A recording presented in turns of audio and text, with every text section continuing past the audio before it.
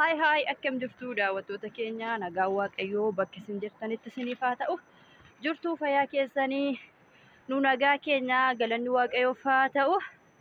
Har'a baadiyyaa deeman jira. Baadiyyaa biyya dhaloota koo biyya abbaa kootii deeman jira jechuudha.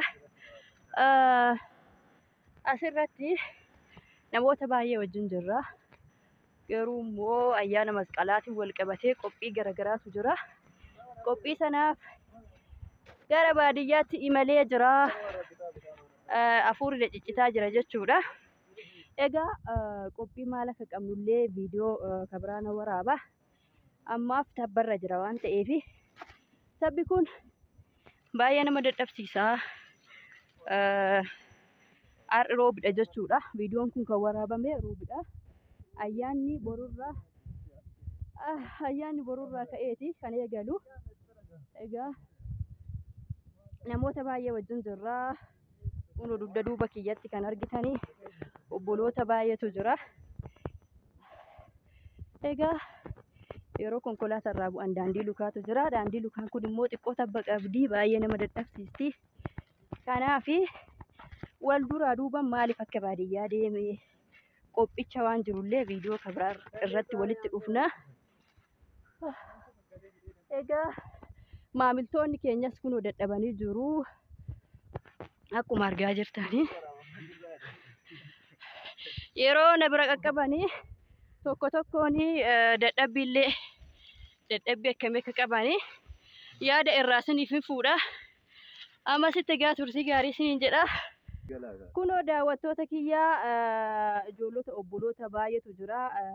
Baay'annee deemne jechuudha. Qophiitu jira. Qophii sanaaf gara biyyaa deemnee jirra. Qophicha sana garuu yeroo biraa boru viidiyoo isinii goona.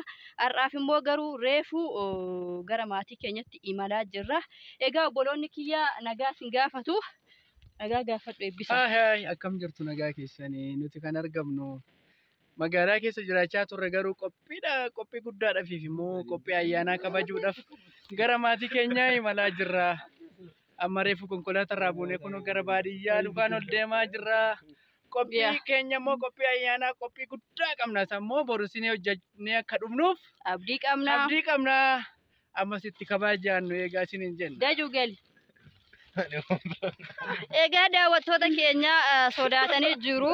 Kaan kaameeraa keessaa nu yaasi jechaa jiru, kolfaa jiru. Kaameeraa keessaa immoo baasuu hin danda'u. Maaliif qaqqaaneeffatanii jiru. Garuu viidiyoo ajaa'ibaatiin isinii dhufna.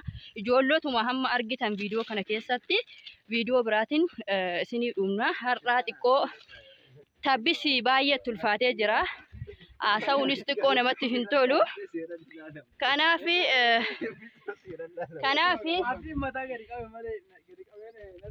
mucaa jalqaba isa dubbate dubbii harkaa balleessanii harkaa baxabbaxanii akkaataa dubbatu dhoowwanii ila akkatti shaallalaa jiran daawwattoota keenya ijoolleen quufoodha argitanii. Dooyyaa ana keessaa na baasii, ana keessatti na deebisilaa tokkos jira argitanii. Kanaaf kanuma isiniin jenna. Yeroo mana geenyas waan jiru qophii ayyaanaa haala ajaa'ibaatiin eegaa jirra.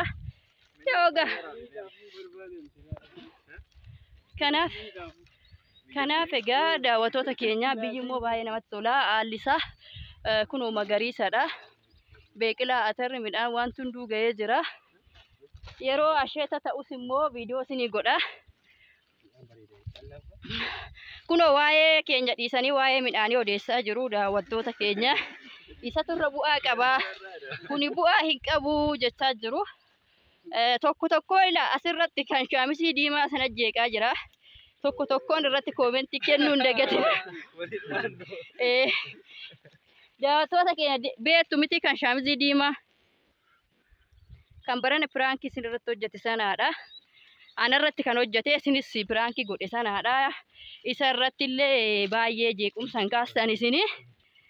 Waan hundumaafuu viidiyoo biraatiin haga walitti deemnutti nagaa waaqayyo si waliin haa ta'u. Baay'ee.